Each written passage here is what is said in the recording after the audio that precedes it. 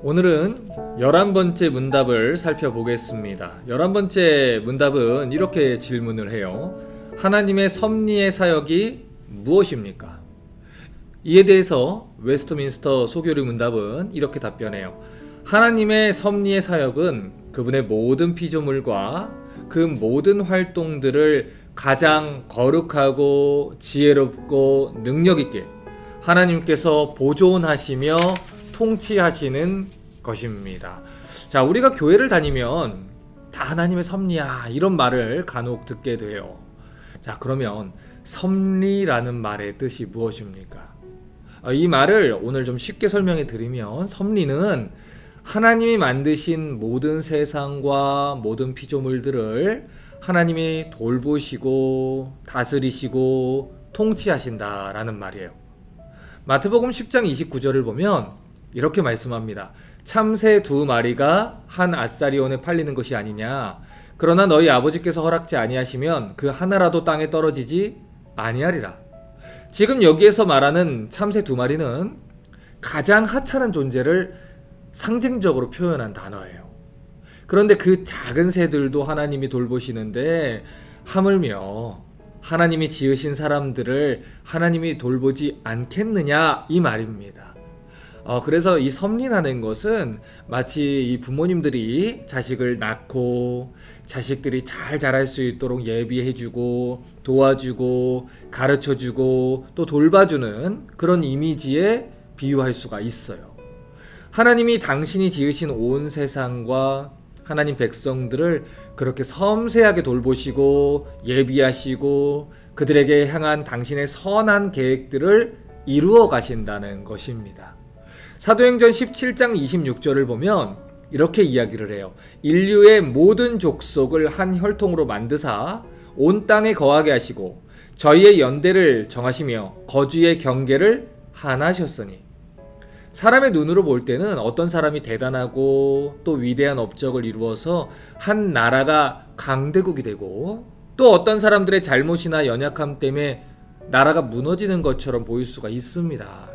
하지만 성경을 잘 읽어보면은 그 모든 나라를 진짜 다스리고 또 통치하시는 분은 그들을 만드시고 지으신 하나님이라는 걸 우리가 알 수 있어요.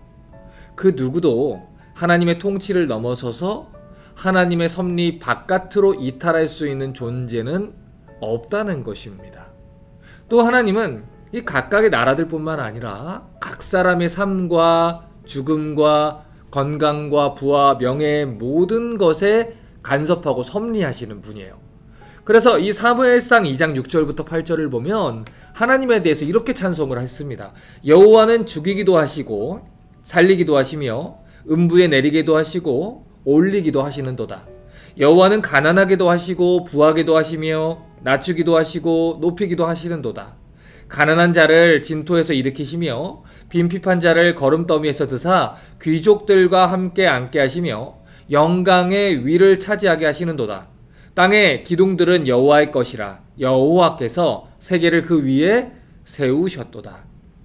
성경이 가장 많이 강조하는 주제는 하나님의 주권입니다. 하나님이 이 세계를 지으셨고 하나님이 다스리시고 하나님이 예비하시고 하나님이 섭리하신다는 거예요. 모든 것이 다 하나님으로부터 왔기 때문에 모든 것이 하나님의 뜻 가운데 이루어진다는 것이지요. 그래서 이 전도서 7장 13절과 14절은 이렇게 말해요. 하나님의 행하시는 일을 봐라. 하나님이 굽게 하신 것을 누가 능히 곧게 하겠느냐. 형통한 날에는 기뻐하고 곤고한 날에는 생각해라. 하나님이 이 두 가지를 병행하게 하사 사람으로 그 장래일을 능히 헤아려 알지 못하게 하셨느니라. 여러분, 우리는요 피조물이에요.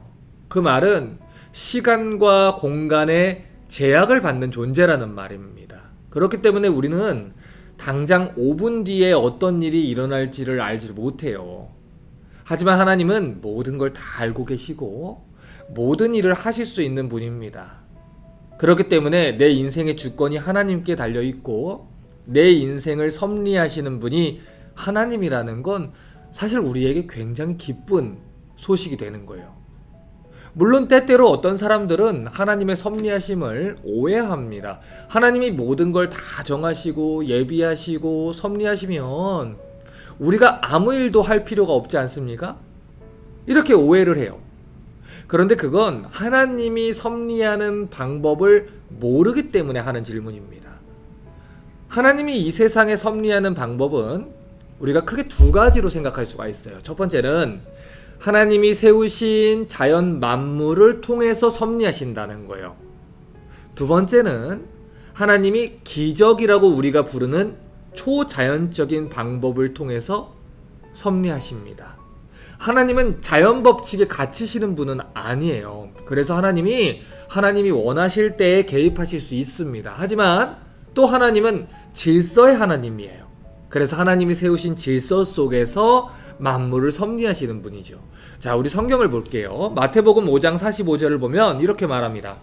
이같이 한즉 하늘에 계신 너희 아버지의 아들이 되리니 이는 하나님이 그 해를 악인과 선인에게 비치게 하시며 비를 의로운 자와 불의한 자에게 내리우심이라. 하나님은 하늘에서 비를 내리고 그 비를 통해서 만물이 물을 마시고 꽃과 나무가 자라게 하십니다. 그리고 그 꽃과 나무가 내는 열매들을 통해 만물이 식량을 얻게 하고 이 세상이 유지되게 하셨어요. 그런데 아무리 하나님이 비를 내려주셔도 우리가 만약에 먹지 않으면 어떻게 되겠습니까?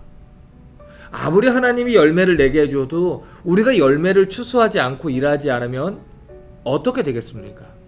이처럼 하나님은 우리의 수고와 자유의지를 통해서 당신의 세상을 관리하고 또 돌보도록 하셨다는 거예요. 두 번째로 하나님은 초자연적인 역사, 기적이라는 방식으로 섭리를 하셔요. 어떤 병원에 이런 글귀가 써 있더라고요. 수술을 하는 것은 의사지만 고치시는 분은 하나님이다. 하나님은 의사의 손길과 또 의사가 사용하는 그 약을 통해서 병을 고치십니다. 사람들의 건강을 돌보십니다. 그런데 때로는 의학적으로 불가능한 일들이 벌어지고는 해요. 이 병은 고쳐질 병이 아닌데 고쳐졌다고 의사들도 그 환자들을 보면서 기적입니다, 이런 표현을 하기도 해요.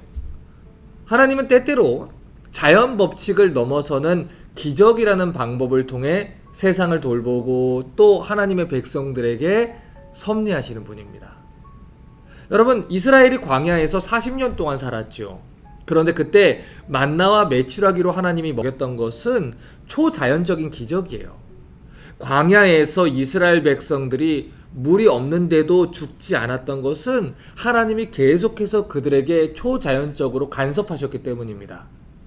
그러나 하나님은 매일매일 광야에서 만나를 줍고 하나님이 가라고 명하시는 그곳에 가는 그 이스라엘의 순종을 통해서 이스라엘을 돌보셨다는 거예요. 이처럼 하나님은 우리의 자유의지를 사용하시게 하고 또 자연법칙을 이용하시고 또 기적들을 사용해서 하나님의 백성들을 다양한 방법으로 돌보시는 분이에요. 또 어떤 사람들은 이렇게 질문을 합니다. 이 섭리를 제대로 이해하지를 못하니까 하나님이 모든 걸 다 안다면 우리가 기도할 필요도 없지 않습니까? 우리가 전도할 필요도 없지 않습니까? 여러분, 그런데 우리는 기도해야 돼요. 왜냐하면 하나님이 당신의 뜻을 이루기 위해서 정하신 방법이 기도이기 때문입니다. 또 하나님이 우리에게 기도하라 하신 것은 우리의 기도가 아니면 하나님이 일할 수 없어서가 아니라 하나님이 정하신 그 일을 이루는데 우리의 기도라는 것을 통해 우리가 참여하게 하시는 영광스러운 일을 주신 거예요. 마태복음 6장 33절은 이렇게 말합니다. 너희는 먼저 그의 나라와 그의 의를 구하라. 그리하면 이 모든 것을 너희에게 더하시리라. 하나님은 하나님이 원하시는 대로 하실 수 있는 분이에요. 그런데 마치 우리의 기도를 통해서 일하시는 것, 그리고 기도를 통해서만 일하시는 것처럼 우리에게 그 기도의 중요성을 주시고 그만큼 우리에게 사명과 참여할 수 있는 영광을 주셨다는 것입니다. 그래서 우리가 기도해야 되는 이유는 하나예요. 하나님이 기도하라고 하셨기 때문에, 하나님이 기도로 일하시기 때문에, 하나님이 나보다 훨씬 더 잘 아시기 때문에 그 말씀에 순종하는 것입니다. 또 우리는 전도해야 돼요. 왜냐면 하나님이 사람들을 구원하기 위해 사용하는 방법이 전도이기 때문입니다.